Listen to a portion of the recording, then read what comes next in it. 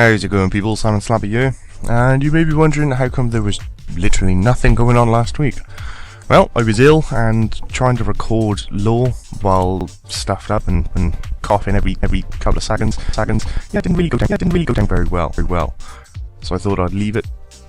A bit better now, but I'm still a bit off. So hopefully this week I should be able to chug up another lore and carry on with the Majora, and hopefully another quest guide. Now, if you don't actually know already, the quest that was scheduled to come out last month is actually going to be coming out this month. And if you've seen the BTS for this month, you also know that there is some nice information on the return of Zaros, another quest by the name of Fate of the Gods. So it could very well be that this month will be a bit of a quest month. So, yeah.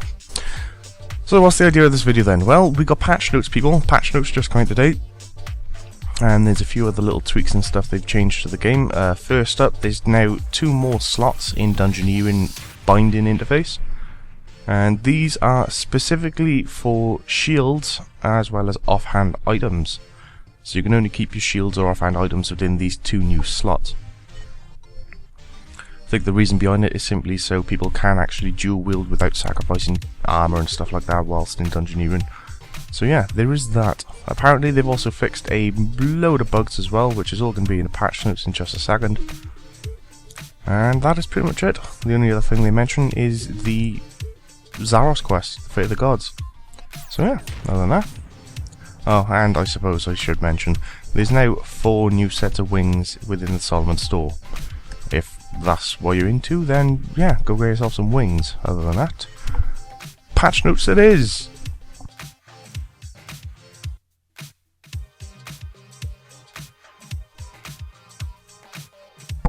So here we go.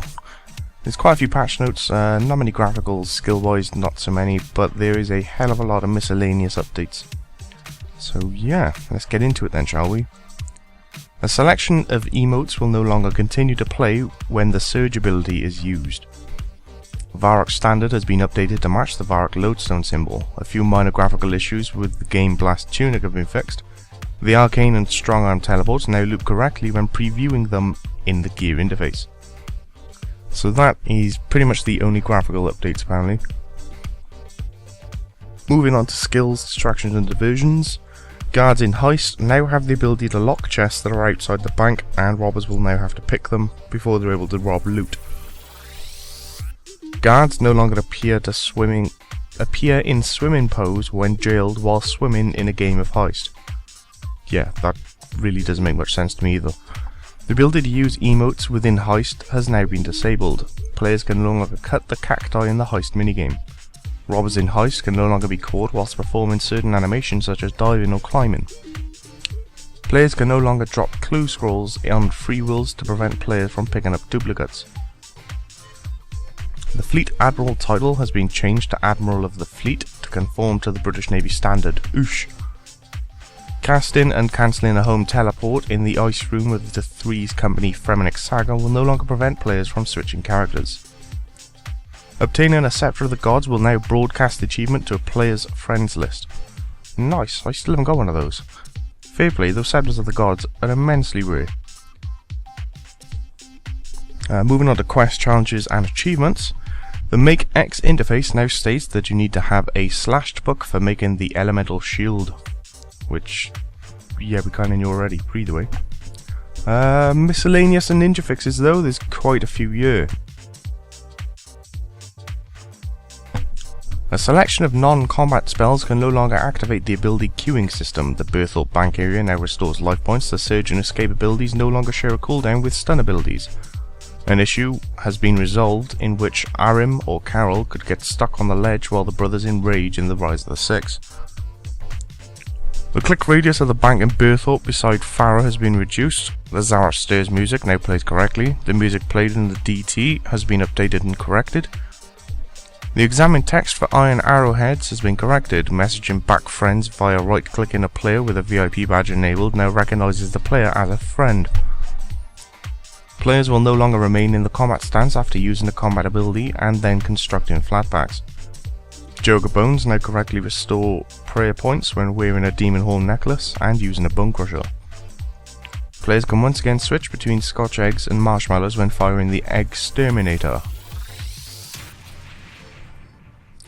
Players will now be able to walk on a few grid squares southwest of the Treenham Stronghold border without being teleported a few grid square spaces to the south. The interface for selecting the colour of notes has been updated to the new style. The clan notice board has been updated with several new event places and subtypes. The selection of pets have been given some new audio effects that players will be able to hear whilst feeding them. An issue with borrowed power displaying an Armadillo rune requirement has been corrected.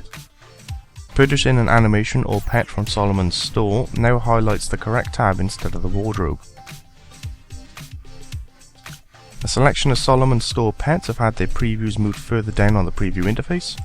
An issue with the scroll bar in the wardrobe interface has also been corrected. Armadillo helmet drops will now be broadcasted to players' friend list. Razorback gauntlets now appear on the adventurer's log. The Abyssal Wand and Orb now appear on the adventurer's log as well. Which, shouldn't they have just had that automatically? The clan primary resource target now works correctly. The herbicide, end of dungeon and ring of kinship customization interfaces have been updated.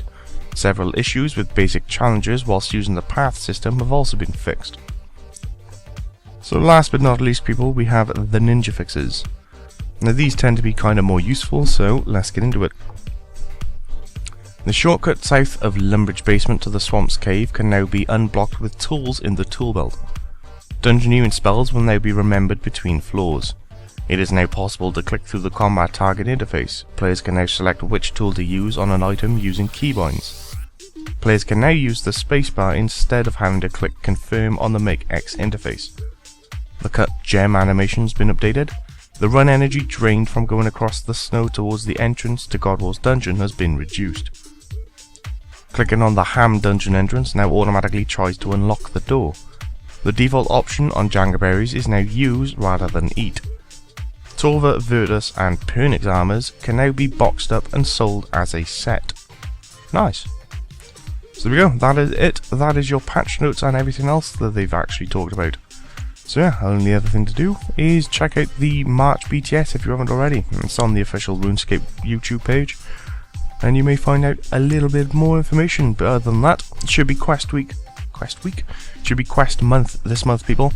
So yeah, same as usual, as soon as the quests come out, I'll have a guide up either on the same day or the day after. So there we go. Other than that, that is everything. So now you've all been informed, hopefully, and until next time, I will see you again. Bye bye.